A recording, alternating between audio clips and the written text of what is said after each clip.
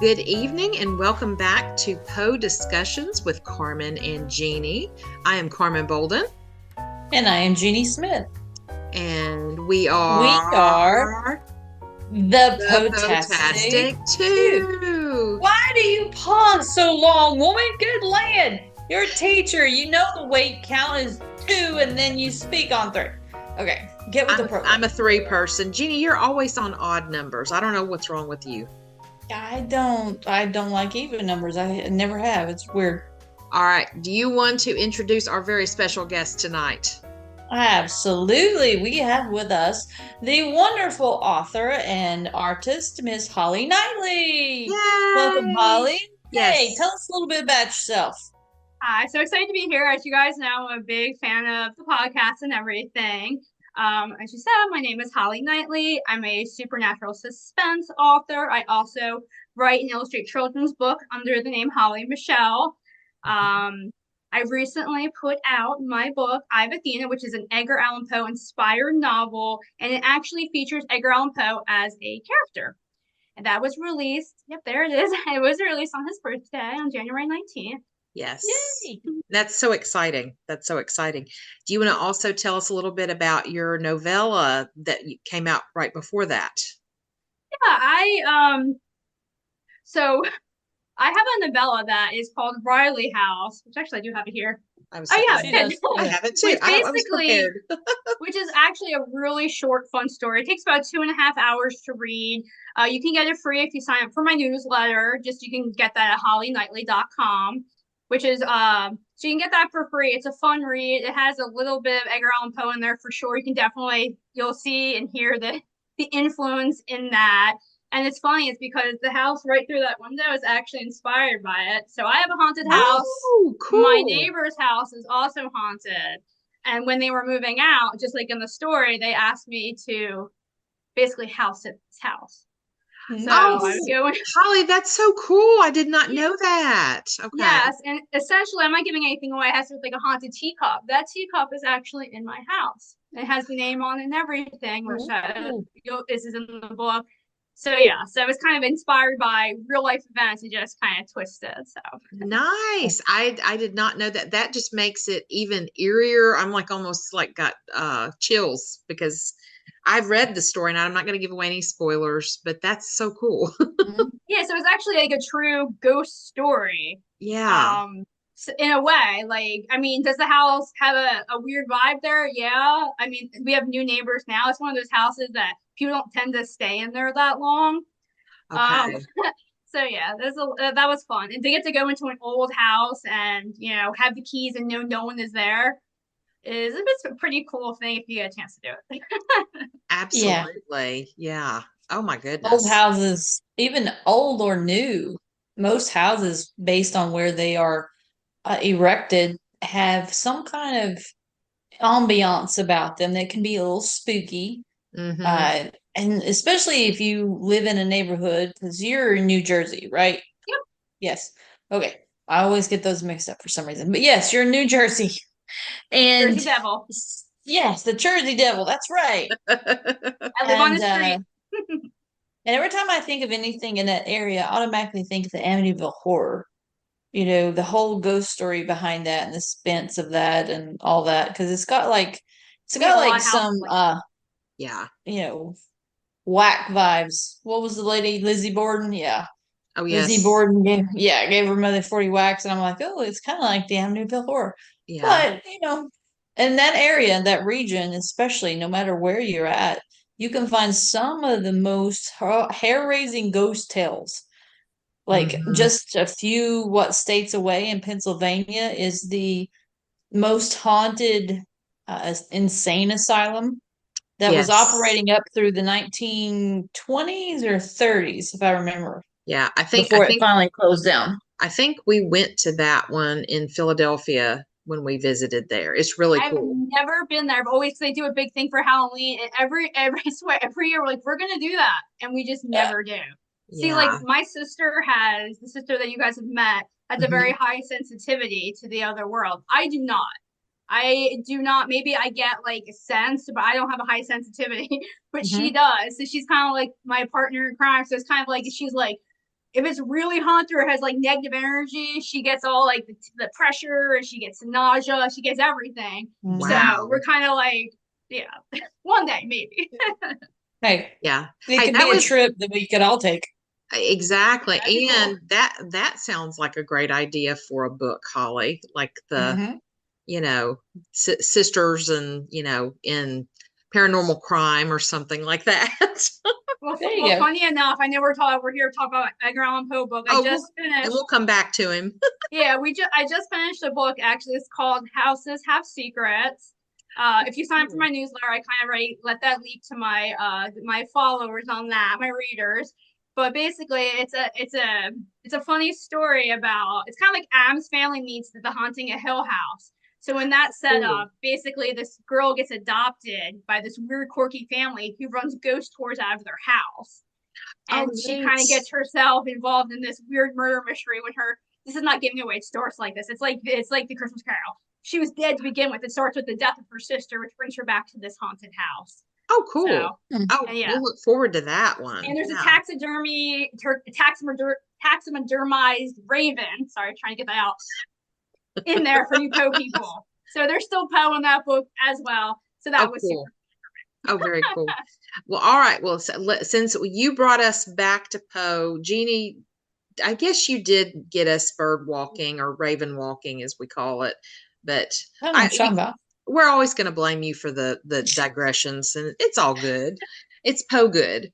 They're So, called side streets. I call them side streets. That's what they are. okay. Because But everybody has side streets. Okay. yes, but Holly, Like tell you us. guys, yeah, Yeah, like go you ahead. guys always said, right? Edgar Allan Poe, he really is like the father of horror.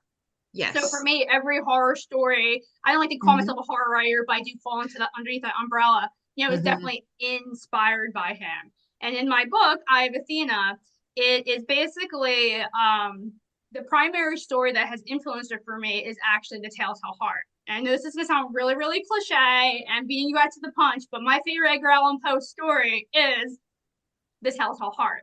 I Okay. just think it's just awesome. I mean, it's great to hear people like do audio acting on it and see people perform it, but it's actually one of his stories where you don't even need that. I mean, it's like it jumps off the page for me personally, and I really, really enjoy it. And there's a line right in the beginning, and I'm probably going to butcher this because I don't have it memorized, where he's trying to convince the narrator's trying to convince the reader like he's not mad, and he says like I hear I hear all the voices in heaven and in earth, and many voices in hell. And that kind of formed the whole premise of my book. I love the idea that this narrator thinks he's not crazy, but he's thinking he's getting these divine like influences, and he's hearing things on earth. Well, what's on earth? Like these ghosts, right? And then maybe he's getting that demonic influence from hell. And to me, it also kind of brings the idea of like the like the angel on one shoulder and the devil on the other, and kind of like this kind of like stream of consciousness, which I play in this book too. Like, is what he's here because my character is potentially he came back from an insane asylum. They thought he was mad, but the character is convinced that he is not mad, and that's kind of like goes back to the Telltale Heart. And it kind of forms like, oh, is it in his head? Is it his consciousness? Like, or is it his conscious, like the Jiminy Cricket thing, or like what's actually going on? But it's all basically the foundation of the book is Telltale Heart. Okay. That Nice. totally makes sense. I got a little bit of Fall of House of Usher vibes, with the twins and, just the brother sister a little bit. I mean, there were a lot of Poe stories and elements I picked up out of it. And I love the way when you pulled in Poe lines, how you italicized everything, and it blended so beautifully. Yeah, like so with the story, like the idea of this is that it's set in 1826. So Edgar Allan Poe is a teenager. It's kind of that weird time before he joins the army. Was my goal with that timeline. But the whole idea is that we're always, as Poe people, are always like, oh, who inspired the story? What beautiful woman is Annabelle Lee about?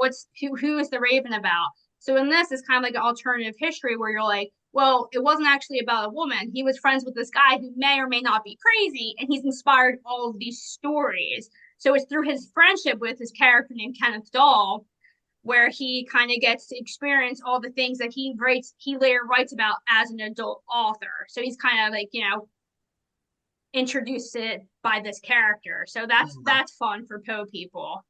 Absolutely. Absolutely.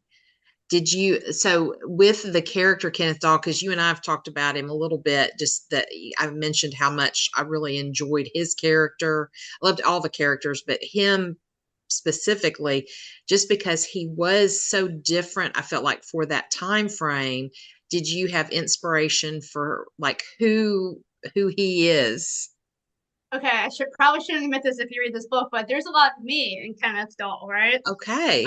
So this book is through a young adult, or we call YA lens, right? So he deals with a lot of stuff that young adults deal with, like identity crisis and stuff like that. Who he is as a person, and he really struggles with that. But at the same time, he is a complete narcissist. So one of the fun things I did in this book, which I think most people pick up when they read it, is that very few characters have names because they don't matter to him. Because to a narcissist, only one person matters. So like even like the father's not named. He just calls him his father. His grandmother's not named. It's the grandma. So we have Athena, his love interest, and of course his sister, which is Sissy, which is fun because that's what Edgar Allan Poe called Virginia, his wife and cousin. So Sissy has a name, Athena has a name, and Kenneth Dahl is this narcissistic character who is, very focused on himself, but at the same time, he wants to be understood and loved by everybody. So he kind of creates this, like this hamster wheel of events that he really just can't get out of. He is a fun character. He has a lot of identity issues that he is dealing with. I do have fun with the name because, as we know, that Edgar Allan Poe really was into puns. Yes. So Kenneth Dahl is obviously like Ken doll, like a Ken doll, like Ken is a beautiful, beautiful man in the book, right? Yes, I mean I designed him to what I find attractive in a man. So he's this beautiful, beautiful man with very feminine features. And, he is misused by a lot of people who meet him because of his beauty. Yeah. They take advantage of that, which, does happen in real life a lot of times to the people who are in that situation. Very true. Yeah, so it's kind of a play on that. So he's beautiful like a Ken doll, but he's also played with and toyed with. And at some point, like, you had enough. Yeah. Yeah.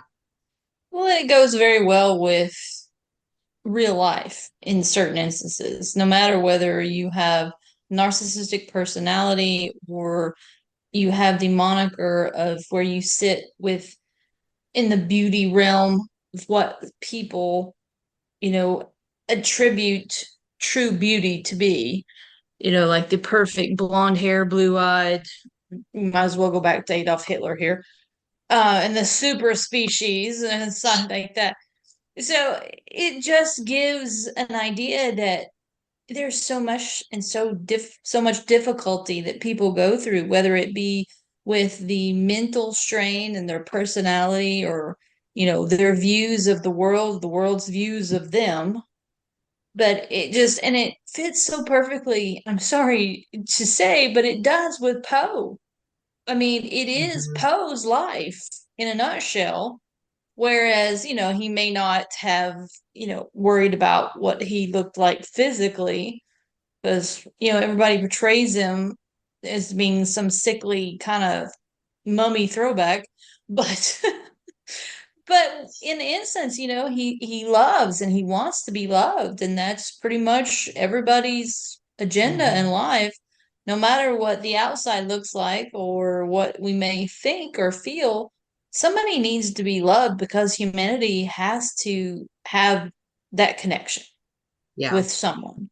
And so connecting, whether it be over time, whether it's in reading or writing or whatever, you have to have some connection. And that's the one thing that I've loved about your writing is there is that connection. And somebody can find it, whether it be through the pun or whether it be through the struggles or whatever, or even in the ghost stories and the dark humor. We've talked about this before. The dark humor Poe is very much the dark humor guy, and I think that's why Yeah. I get along so well with his works. But so it is truly something I think that Poe struggled with in real life. I don't see Yeah. him as being a narcissist, but Yeah. Well, it yeah. kind of goes back to what he said. This is loosely quoting Edgar Allan Poe, so I'm sorry, but he Mhm. had said, or it was like in one of his stories, so that's not necessarily his voice, but Yeah. he Yes. talks about if you have ambition, you'll never be happy. So even like Mhm. Ken is to anybody else beautiful, but to himself, he really struggles with this image of himself, and he tries to perfect it through Mhm. doing some weird things in the book, right? Yeah. Kind of like you can never, once you have that goal, you reach it and it's not good enough. So you're never happy. And, Mhm. it kind of goes back to that a little bit too. Yeah, it's very much Poe-esque in what his real life had to go through. That yeah, he might had a little bit of a narcissistic personality, but I think it's more if he was extremely critical. We all know that because he Hmm. was a literary critic. But most times people, if they're very critical of other people, it's because they are so much disappointed in their own life, in their own person of who they are. And so that's why they criticize everything else. And that just goes to show that Poe, being an actual literary critic, most of the time he was criticizing other people's works. In some way, I think he was criticizing his own, saying it'll never be good enough, Absolutely. like you said. It Yeah. just, we have this idea in our mind and we try to perfect it, but if we try to reach for perfection with the good angel and the bad devil or whatever on each shoulder, Hmm. they're always going to be at war with each other. And you Yeah. are stuck in the middle. Well, and I was going to add to that, Jeannie, that, Poe obviously was very critical of his own work because he Mhm. edited so many of his things multiple times. And, you know, I've, from reading certain poems and things that were edited 3 or 4 times, I end up liking, I think, the end version better, or somewhere in the middle, maybe not necessarily Mhm. his first version of things. And so I haven't read every single poem, every version, but it's interesting to do that and compare them and see, it's kind of like, what were you thinking to change it to this? And it would be really an interesting conversation to have with him on that. Well, So, and like Holly was saying, that her book is more in a young adult mhm. visionary genre type thing. Yeah. Even at that age, when we write versus the age maybe 20 years down the road, you can always tell there's going to be a difference. Very few people have the same voice from when they were young to when they're at a certain age. Yeah. It changes no matter what it takes. And so we're going to go back to Holly. How did you get into writing? And Yes. how did you get into your artwork that you Yes. do for Well, the young children's books? I would say I was born an artist. And as far as writing, it would be like the very David Copperfield, which would have been accident in nature. Mhm. Okay. Okay. Because everyone in my family is an artist of some type. I'm like a flat artist, like I would say, like pencil, charcoal, those kind of things are my kind of like my go-to. My Mhm. sister and brother are sculptors. My cousin is a sculptor. My mom was a fine artist. Like before you had computers, she would write the letters, like could design those and everything, Yeah. which I am Mhm. very not good at because I hate rulers. So everyone in my family, yeah, oh my gosh. Like I actually go out of my way to make an appointment. I do like the lettering for my children's book covers. I don't use a ruler because I like how it looks. I like the funness. I like the spontaneity of it. So I Mhm. don't use rulers. Mhm. Oh, It's like my husband was eh, like, "Do you know their eyes are different sizes?" Yeah, that's actually intentional. Yes, I can act. I can actually do fine art. I personally don't like to draw fine art, but I Yeah. have actually won art awards in fine art. That's yeah. awesome. But I'm kind of one of those people. I like whimsical art. Art is like music and like books. Everyone has their own flavor that they like. Mhm. Mhm. Um, But me personally, I like whimsical because I mean, if it's fine art, then like I can feel sometimes like, oh, I could just take a picture of that. But I Yeah. kind of like to see people's interpretation on the page is more of what as like my own art thing. But Yeah. going into writing, it was kind of happened like accidental really. Like I was in a bad place with my job, and I was in a bad place like with my home life and everything. So I actually started doing like therapeutically. I come home from a horrible day at work where I controlled nothing, and like that's the best thing about writing is that you control everything. So it's That's very, true. very Yeah. therapeutic. Whether you need to publish it or not, it's really a great thing to do when you're stressed out. So it kind of just started as a fun thing. I was writing for years before I even told my husband. Oh, wow. Yeah, like it was like top secret. No one knew. Not my sister, like my mom, no one knew. And then when COVID hit, I said to my husband, like, okay, so this is gonna sound really weird, but like I wrote a whole bunch of books. Like, so kind of, I was thinking since I have some time off of my horrible job that I hate, like I was like, why don't I like, like and then my husband was like very like, okay, well, if you're gonna do this, you need to be very serious about this. You need to like look into what you really need to do and do your research, blah blah blah blah, which I did because I'm always constantly trying to improve my craft.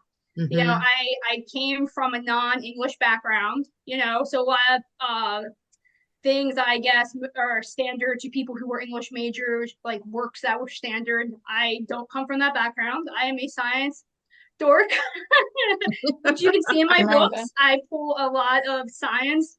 I use science to back everything up because I feel like, it's kind of like you can't have good without evil. You can't have fantasy without it have some sort of scientific foundation. For me, otherwise it's just you can't suspend belief to make that Right. work. So it has to have some sort of reality foundation in the real world for me. Yeah. Yep. And a lot of great writers were science. Like Sir Arthur Conan Doyle was a doctor. Alan King, the father of the RPG, he was a medical doctor before he gave it up to be a full-time author. So having a science background doesn't really hurt you as a writer. I think it gives you a different approach to writing maybe than someone from a literary background. Yeah, so I mean, I kind of came from that situation, and I dropped the bomb on my husband. So I read a couple books to my family members. Because before that, like I did like insurance narratives at work, and I used to do some ghostwriting for extra money, like recommendation letters and essays and stuff for money and whatnot. But so I read my first book. They're like, you can write. I was like, well, I don't know if I can or not. I was like, but I enjoy it. So I mean that was years ago. So I mean this has been a long time coming. Like I said, years before I think it was 3 years before I told my husband I wrote a book. Oh, wow. Yeah, so it was like top secret because with any type of artist, right? It's very hard to share that because you're sharing a piece of yourself. Yes. Whether it's photography, a drawing picture, writing, but for something about writing, I know Jeanie and Carmen, we had this conversation before with the kids wanting to enter the poetry contest for the Poet Like Poe. It's very hard to let people read it because more than art, I think people have understanding with art. Like art can be different to other people for some reason. Literature or English, like even when it comes to writing essays, isn't really viewed like that. There's less of this variance. It's like it's either good or it's bad. There's no gray area. That's true. And it doesn't have to be that way. It can be your own interpretation. Yeah. And for someone like me, that's like when you go about rating books or like I have never read a 1-star book. Never. I mean, because I kind of feel like if you got me to finish the book, well, it couldn't have been that bad, right? But it's kind of like that, like it's weird, like growing up and taking English classes, I had some English professors who everything I wrote was an A. And I had others where I couldn't get an A. And I mean, I was like, because I was like an all A student. So for me not to get, because I'm neurotic. So for me not to get, the people who know me personally know this too well. Like if I don't get like 100 or an A, like I'm freaking out. Like I'm actually, I cry. Like I will go home and cry over it.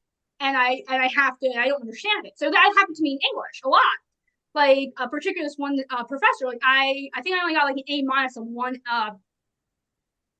thing I did, and I ended up getting like a B plus in the class, and I was like, but then when I was really young, I guess in 8th grade, my English teacher pulled me aside and said that I was talented as a writer and said I should enter some of these contests, which I did because she wanted me to. I didn't win any, but she probably would have been Miss Andre. She probably would have been the only one who kind of, I guess, saw any sort of like talent to be nurtured. I would say would be her. Yeah, I had a similar I won't say a problem, but an an attitude or thing when I'm from one of my English teachers. It's like every time I had a problem in school, it was with an English teacher. And it wasn't because I wasn't performing great or I wasn't making the grade or everything. It was always I was getting fussed at for not living up to my potential. Yeah. And it was like, come on, all right. I'm a teenager. What am I going to do? I'm not going to go into becoming a writer or anything like that because where I grew up, education was not viewed as a good thing. In my background, my family, we only went to school because the state made us go. And so because after I graduated, I proceeded to, some of my family called it, make a career out of going to school. Because even my aunts and uncles would ask me, are you ever going to decide what you want to be when you grow up and make a decision? And I'm like, what are you talking about? I've been working a job for 20 years, and just because I go to school doesn't mean anything. And it wasn't, and this is not anything knocking on the profession, but it was not until I actually got my teaching degree and my teaching license that my family finally told me to my face, I'm glad you decided what you wanted to be, and now you can stop goofing off. And I'm like, you know, I would think that, man, working my butt off all these years and having doing my writing, or I draw some, but I don't like make it a big thing because I don't like to draw as much as I love to write. That's kind of my thing. I mostly like to take pictures, but it's here anyway. So it is a view. It is a view that people have when it comes to whether it's art or whether it's not, or reading something. Now, I have been known to be accused by some of my friends as being a literature snob, but that's not saying that I don't like to read. I love to read, but I am very particular about what I read. I And am I don't too. like, I'm not gonna lie.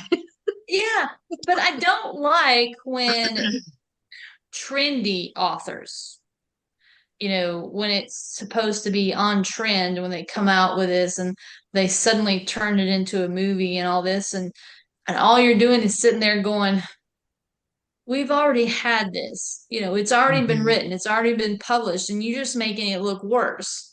It's like, I'm not going to say the name of the series that came out, but um, it was based off a philosophical story that was written in the early 1900s. It had all the same hallmarks of exactly the same thing.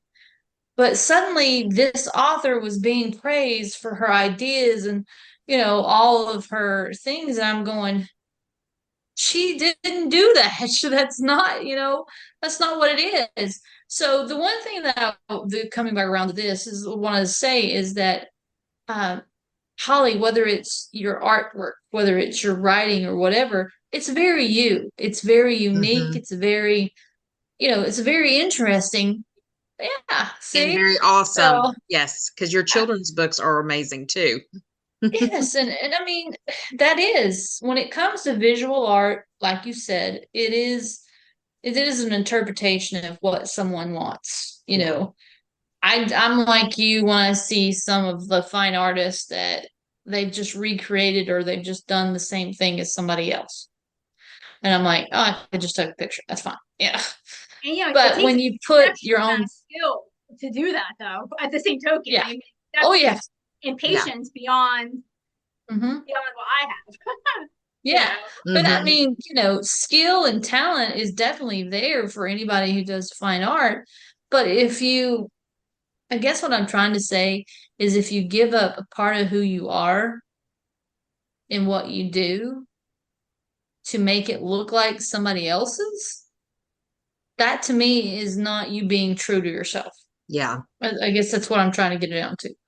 Yeah, And, not like everybody's gonna writing, like it. You gotta live with that.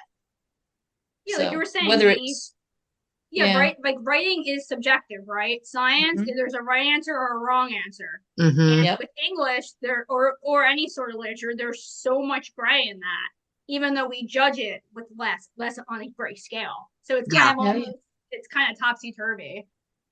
Yeah, Yeah. it's like Oh, all the absolutely. social sciences. It's like the social sciences and the humanities and stuff that has to be subjective because if the human is making the decision, it's not always going to equal out to what everybody thinks. Yeah. That's why it's called a humanity because Oh, there's no yes. two humans that are alike. Thank God. Just saying. Just saying.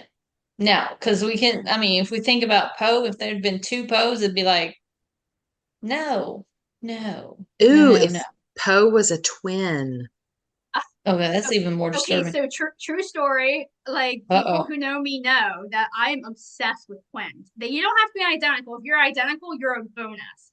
Like I just did that Edgar Allan Poe event, and the guy next to me he had twin daughters. I was like, I love twins. Like I just Oh, love that's twins. cool.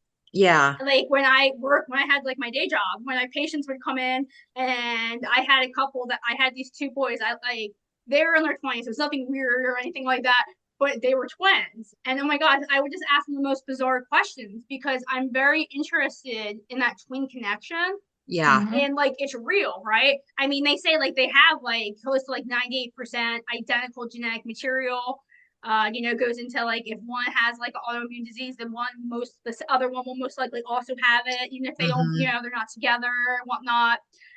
So I'm very interested in that connection of twins, which plays into in the book Mhm. which goes to the fall of House of Usher with Roderick and Madeline Usher. And also, which I think is kind of interesting in the fall of House of Usher story, it's kind of like it's a very quick moment in the short story. It's when the narrator is going to meet Roderick for the first time when he's brought in. He kind of passes the doctor on the stairs, and they Mhm. have this very weird interaction, which almost gave me the sense of like, oh, the doctor's keeping him sick. So that's kind of how Mhm. like just with my personal like my life, how I kind of perceive that moment. And I kind of do that in my book with the doctor as well, that this Yeah. doctor is maybe like making things worse, which is also a play on his other short story, the system of Dr. Tar and Professor Fetter. Yes. So that plays into that as well. But yeah, that moment with the doctor, it was kind of always one of those moments where I was like, when they said that Mike Flanagan was going to do Fall of House of Usher, I thought he was going to really play on that moment because that moment is such a quick moment in the story. Even though I ended Mhm. up not being anything based off those characters really, but I was thinking like, man, like if I wanted to exploit something in that story and make it something, it's like the doctor's bad. The doctor's doing something he shouldn't be doing. You Yes. know, Yes. Very unethically. Yes. yeah, and that's always fun because like that story is kind of supposed to be like a funny story, the system of Dr. Tar, but Mm-hmm. it's like really it's actually so scary. Like it's actually Mhm. back in the day, my brother was in film school, and this is before internet, guys, because I'm old, and he would have to get like these black and white movies to watch. And at the time, I didn't Mm-hmm. realize this was based off of that Edgar Allan Poe story, but it was a black and Oh. white about this woman who goes to this insane asylum. And the whole time she's in there thinking that she's talking to the doctor, he's actually talking to the inmate who took over the place. He was acting pretending to be the head doctor. It was Mhm. the scariest thing. One of the scariest things I've ever seen. I've tried to find it since because I don't know what it was called. But the concept Oh of it is gosh. terrifying. Like, I mean, think about it. If you actually thought you were talking to a doctor and it was actually like an insane person, that's Yeah. scary. I mean, Edgar Allan Poe, that is some scary stuff. Yeah, absolutely. That almost reminds me a little bit. Didn't that happen? Did you watch the TV show Gotham when they're in Arkham? Is that right? Yeah. Arkham. It's Arkham. Arkham Thank you. Asylum. Thank you. My brain's tired. That's all right. But I think I that's the think series I started watching and I didn't care for it all at all. I think okay. it's the one I didn't I watch. I watched a almost couple. I almost want to say somebody pretended to be the doctor or something at one point in that. It's been a while since I Yeah. watched the whole thing, and it got better as it went along. Did But yeah, I'm trying to and think of the actor that's in it because I could tell you. He I was like can't think of a his. teeny. He was like one of those He actors, was, the heartthrob actors. yeah, he was, and I can't Okay. remember.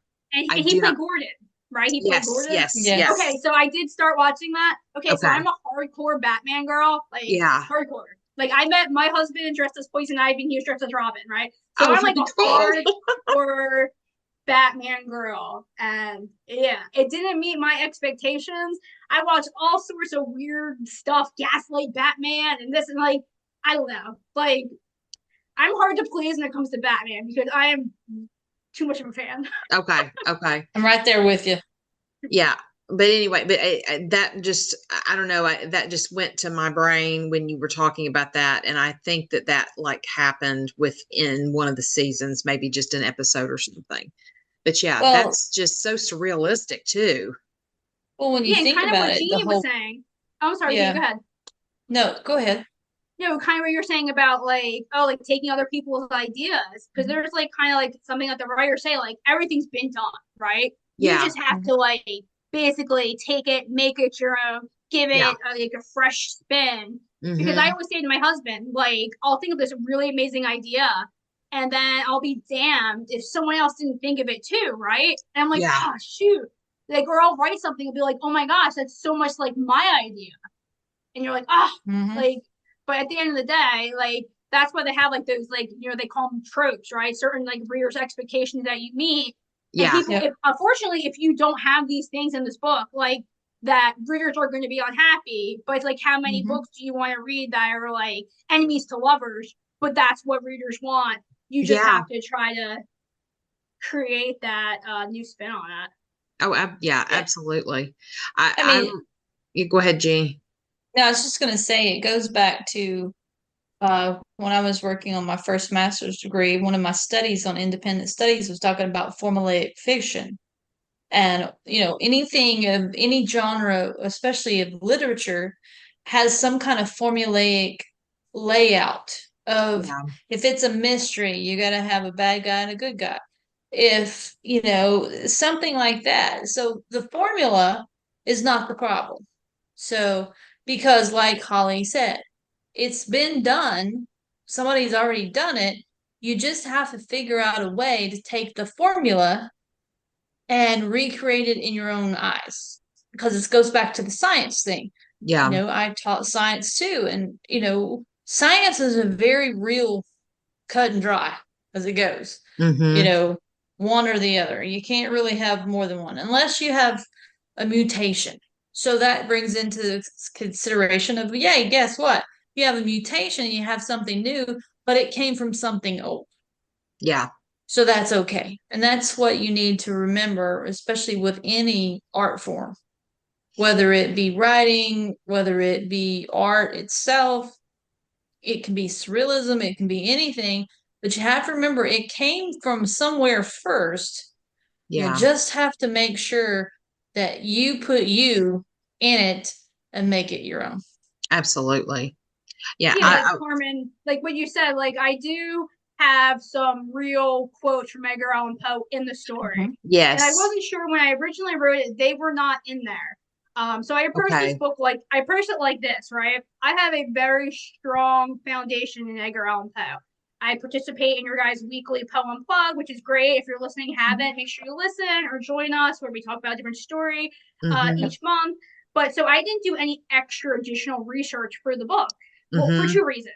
I do have that foundation, and I didn't want I didn't want anything too fresh in my head because I wanted it to be my interpretation inspired by. I didn't want to be trying to compare myself. If I would have done that, I never would have wrote the book because Right. obviously I'm not Edgar Allan Poe. I don't write like Edgar Allan Poe. It never would have happened. It never would have got written.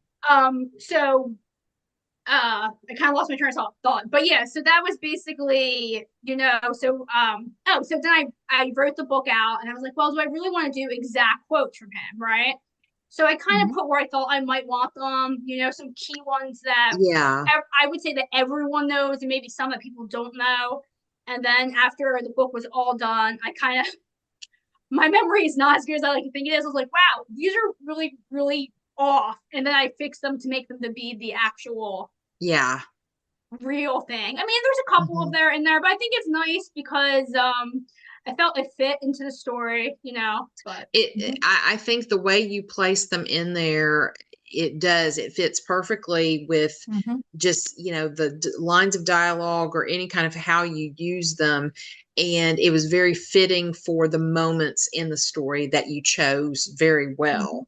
And I really enjoyed that. And so it's like, I don't know, it was like when I would see the italics come up, I'm like, I don't know, it was like almost the narrator in my head changed from like your voice to Poe's voice, like you were reading it together to me in my head.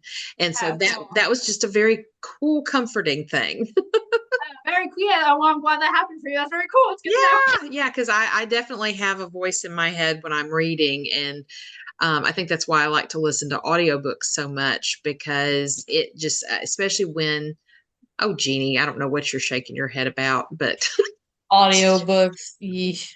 But especially when there is a really good reader, there is nothing better. I have just finished the 9th book in this series called the Heathcliff Lennox murder mysteries, and Karen Ball Menuhin is the author, and I can't remember, it's Sam Dewhurst, I think, is the reader.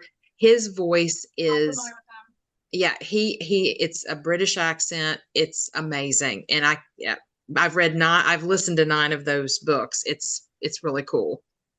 So I mean, it definitely adds a dimension, right? I love audiobooks. My big thing is, well, I have a hearing deficit, so I don't like when there's a lot of music. Sometimes they'll put like that first chapter to music, and it's hard for me to hear, even though I know most people can hear it. So, but that's my only issue with that. From that perspective, which people probably don't even think about. Like, then you probably, if you had a hearing problem, you wouldn't be listening to an audiobook. Yeah, that makes sense, though. Yeah. But I love them. It adds a dimension as long as you have but it does, it's kind of like they are acting it out. So, I mean, it definitely puts their spin on those words. Yeah, absolutely. Yeah. So, there's anything wrong with audiobooks. I just am not the type of person that can listen to audiobooks. They put me to sleep. If you want me to go to sleep quicker than anything, flip on an audiobook, I'm out.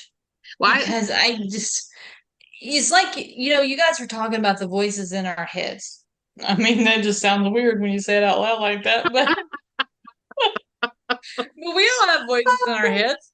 Some of us more than most. But but when I'm reading, it's like when I'm reading, it's like the voices are acting it out in my mind. Yeah. But when I'm listening to it, it's like that voice is overriding everything and just blocking it for me. Okay. And that's why I can't creativity away from you and putting it onto the voice actor. Yeah. Yeah. I can see both sides of the, the fence, the on coin. this. Yeah.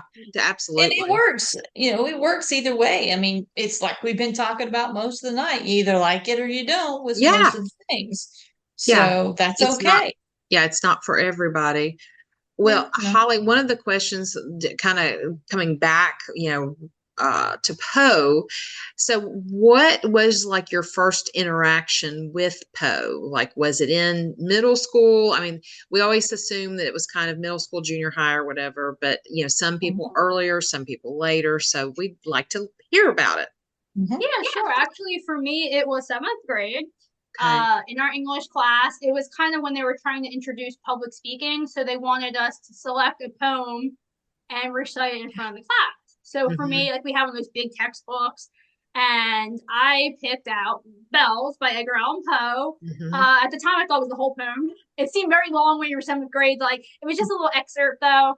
And I memorized it because again, I have to have an A. So I Mhm. basically, because I'm very dramatic, so I kind of like did the whole thing, and it's very fun. It's that poem is designed to be read out loud. Yeah. So I read it out loud, and since then he's kind of always stuck with me.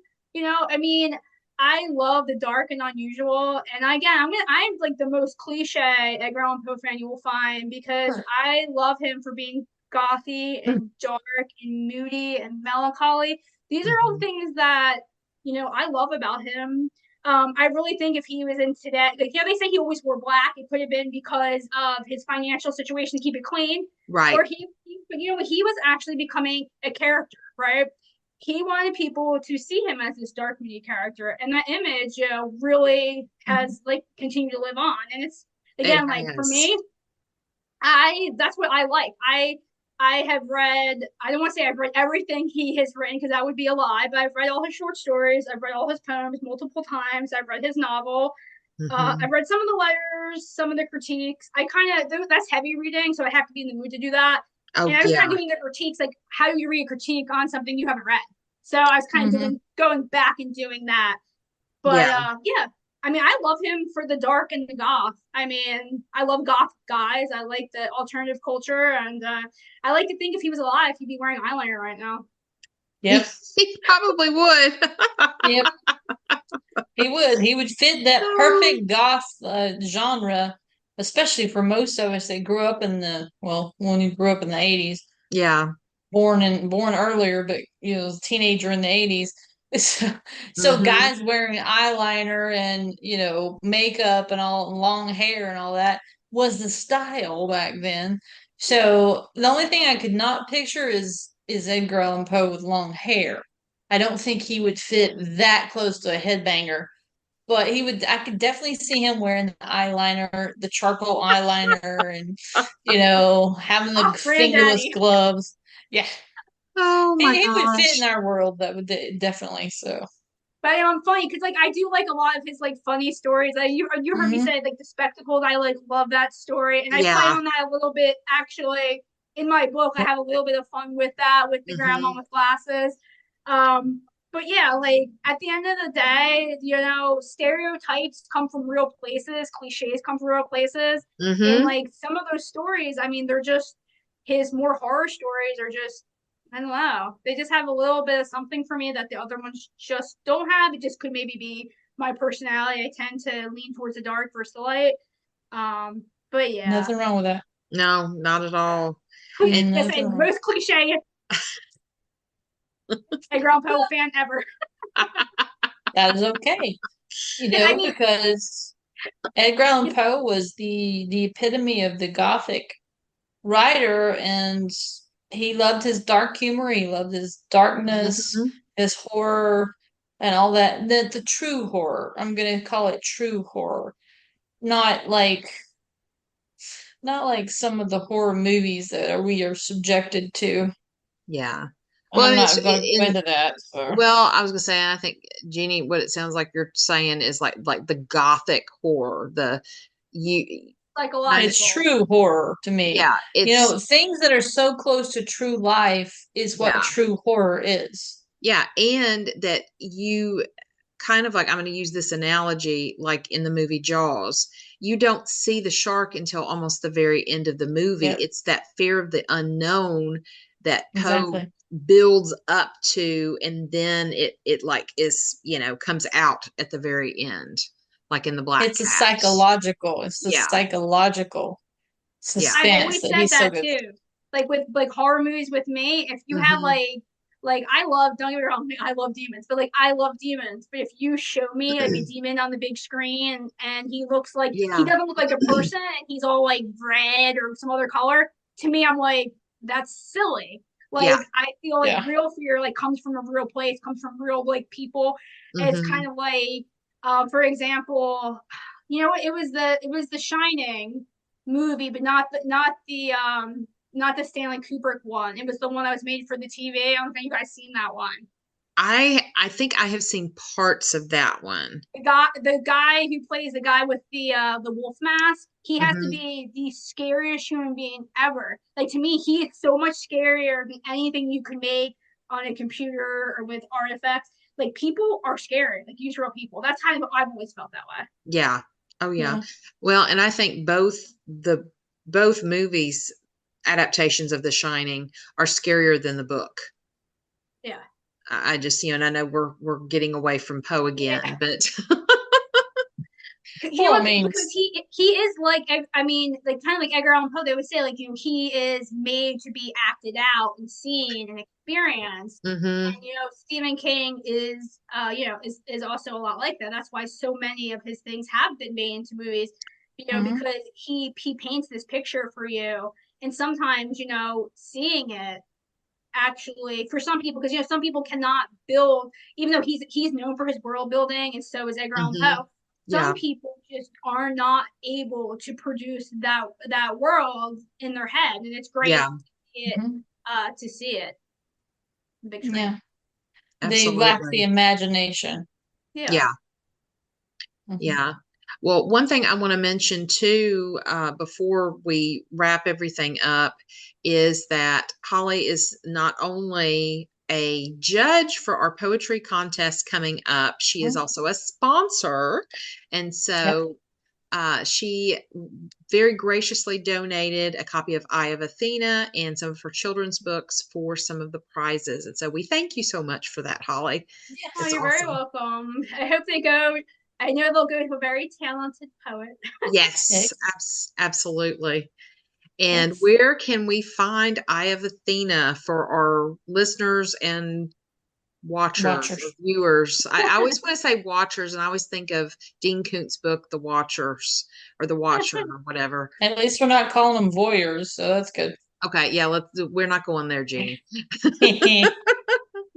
Yeah, sure. So you can find Eye of Athena anywhere you can buy books. So anywhere online. The ebook is exclusive to Amazon. So sorry, but you have to get it through Amazon if you're an ebook person. But and the other books you can get anywhere else. Okay, awesome. Very cool.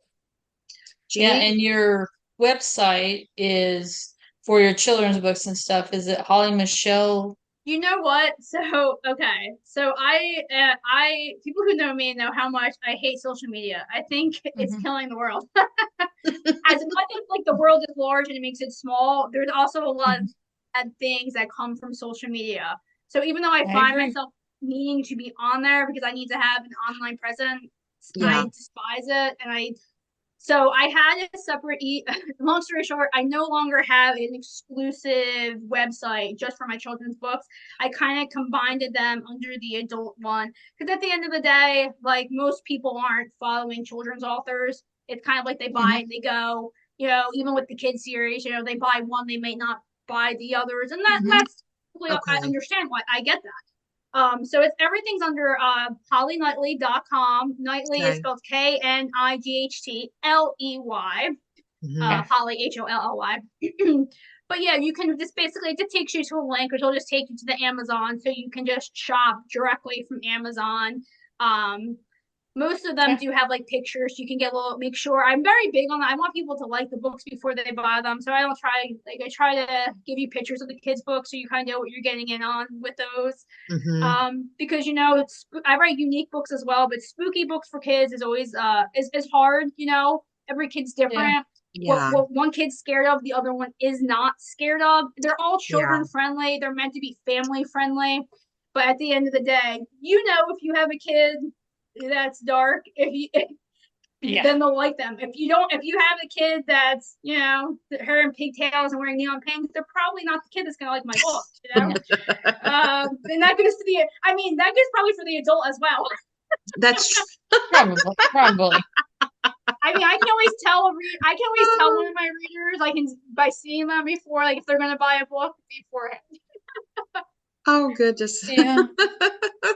Yeah, Yeah, I mean, they don't have that weird vibe right away. So Yeah. yeah. well, you know, when you said weird, right? So like I like most kids grow up like my age group reading Goosebumps, but I actually was reading an author called by Dean Marney, and he wasn't about scary. He was actually about strangeness. He created these weird Oh, Mhm. kind of supernatural strange stories for young kids.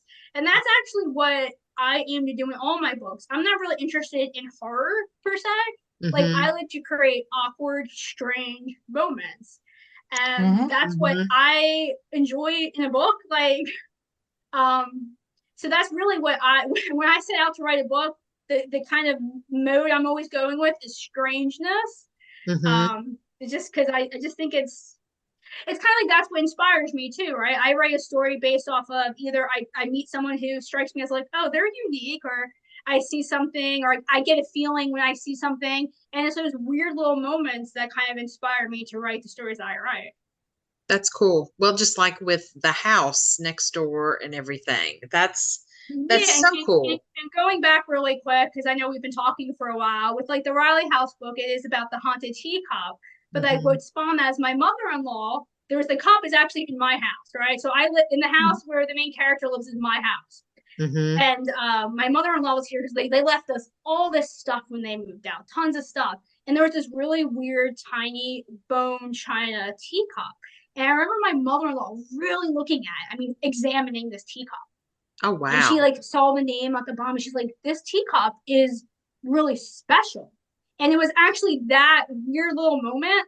Because I mean, it was like such a because here I'm watching her watch this teacup, examine it. I'm like, this is such a weird moment. I was like, Yeah. and that's what all like the same, like all the stories are basically based off of weird moments. Like all the Mm-hmm. inspiration that happens to Mhm. Ken, some of the torture scenes, like some of them actually not in that extreme, like have actually happened to myself in a different Yeah. way. And I kind of go on those strange moments that I had to kind of Mm-hmm. give Ken his own strange moments. Nothing wrong with that. Yeah. Strangeness. I Nothing wrong love with it. it. Yep. So that sounds like a good idea to me. Just Mm-hmm. follow Holly Knightley and find her wonderful works. And Yes, if you are, loving the weirdness and the po-ness and everything in between, you fit right there. So that's where you need to absolutely. be. Yeah, he's one of my biggest inspirations. So if I have Athena is actually a little bit different than my normal writing. That's a little more philosophical than I normally write, just Mm-hmm. because the character like required that he was a philosophical character. Yeah. Riley House, you can get it for free, like I said, on my newsletter, on my website. So you don't have to be book shy. If you like it, great. If not, hey, delete it. If you like it, maybe read I have Athena. I think that's a little more true to my writer's voice. I have multiple books coming out. I have another 4 or 5. I have another 6 books coming out this year. Oh, So wow. they're That's Nice. gonna have awesome. yeah. So there's gonna be. I'm totally crazy. I actually finished a book today, so I was like, Oh, I'm taking off wow. tomorrow. I'm like a workaholic. I'm so crazy. I work all day long and all night long. Like That's amazing. Well, I guess when you get in that mode, I know when I'm doing my own writing, if I'm like in the mode, doesn't matter what time it is, I just keep writing. So, Yeah, unfortunately, my husband, like, he can sleep through, like, seriously, we had a tree fall in our yard, he slept through it. But if I'm typing in the middle of the night, he hears it. And and he's looking at me. I was like, do not, I put a pillow there. Do not look at me while I'm typing. It's like weird. I don't like it. I was like, so now, like, because my husband is in the military, so he's away a lot, or he mhm. used to be. But now that he's home, I'm like, Matt, this is like my writing time. Because sometimes when you go to sleep, right, some of those things that maybe weren't connecting during the day, like, seem to always come to me at night. And I'm Yeah. like, oh, that's awesome. I need to write down. And even though if you think you're going to remember it, you never really do. So now I just get in the habit. If something comes to me, I have a little thing, and I was just like, make sure you add this. Make sure Yeah. you add this. And Mhm. sometimes I will just stay up and write it, especially if he's in like a deeper sleep, or if I just don't care, I just wake him up. Yeah. Oh, absolutely. That's right. Well, I have Google Keep on my phone, and my husband and I use it like for grocery lists to share, but we also have other lists too. But anytime I think of an idea for a poem or a book or anything like that, I put it in my keep. And I told Jeff that if anybody found my phone and did not know me and we were able to unlock it and see the keeps, they'd be Serial like, killer? yes, demented, crazy. Oh, Normal. yeah. No, that's the thing. Yeah, for our post side of the world, normal. Yeah. Oh, I'm the same way. I have book ideas. I have names. I just got a new name the other day. I was like, oh, I love this name. Oh, I cool. like, yeah, I have a name list. I have book idea list. Yeah, I'm the same way. Very cool. Yeah, absolutely. Well, Jeanie, do you No. have anything else that Nope. you wanna... I think I've covered all the things that I wanted to cover. So Yeah, me too. And Holly, it was so awesome to be able to talk to you tonight and Yep. share with the, all of our listeners and viewers that, check out your books and just go find Holly Knightley. She's amazing. Oh, yes, thank you guys. absolutely. I really appreciate you having me. Thanks for letting me talk about my book. Hopefully some people will check it out and find it interesting. Yeah, absolutely. And go check out our website, 6degreesofpoe.com/poet like Poe poetry contest. And the live link will be up for you to submit your poems on April 1st. So that's adults and youth. So make sure you do that. Start writing now. Exactly. All Well, right. Well, yes. without any Further ado, we are Poe out. out. There we go.